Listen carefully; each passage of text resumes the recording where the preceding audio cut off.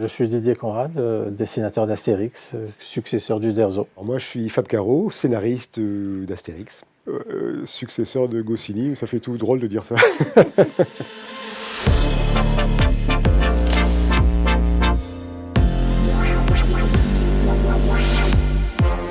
Moi, je connaissais un petit peu le Portugal, mais pas trop la Lusitanie. Enfin, je connaissais pas trop l'histoire de la Lusitanie, donc j'ai fait des recherches d'abord théoriques. Je me suis documenté sur Internet, des livres. Donc j'ai découvert pas mal de trucs.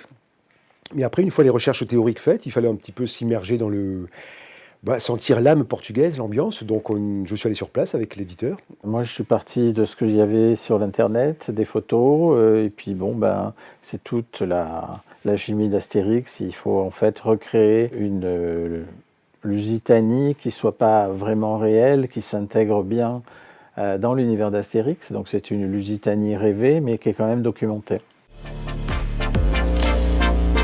J'ai essayé de m'inscrire dans la tradition des albums de voyage de l'époque Uderzo-Goscinny. Donc j'espère qu'il y a de l'aventure, j'espère qu'il y a beaucoup d'humour et j'espère qu'on va apprendre des choses sur le pays visité.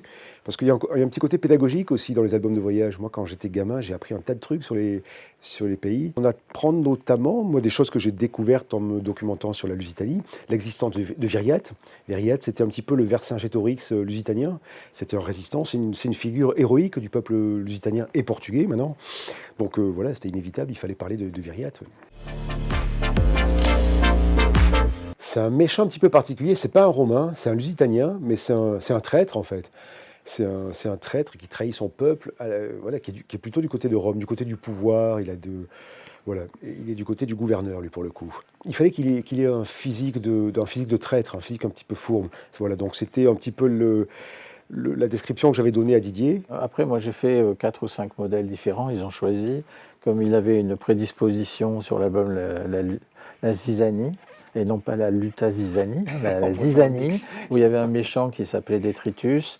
En fait, il a choisi le personnage que j'avais développé qui ressemblait le plus à Détritus. Alors après, on me dit, mais il ressemble à Détritus? Ben oui, c'est voulu. Alors, je peux vous dire qui c'est, mais j'aurais bien du mal à vous dire pourquoi. Non, alors c'est Ricky Gervais. Je ne sais pas si c'est justifié, mais je crois que l'éditeur Didier et moi, on l'aimait beaucoup. C'est l'éditeur qui avait envie. Comme nous, on n'avait aucune objection, parce qu'on aimait bien Ricky Gervais, on l'a mis. Maintenant, c'est complètement pas justifiable autrement, parce que ça n'a rien à voir avec le Portugal. Moi, ce serait un petit truc graphique. Il y a un petit Ronaldo.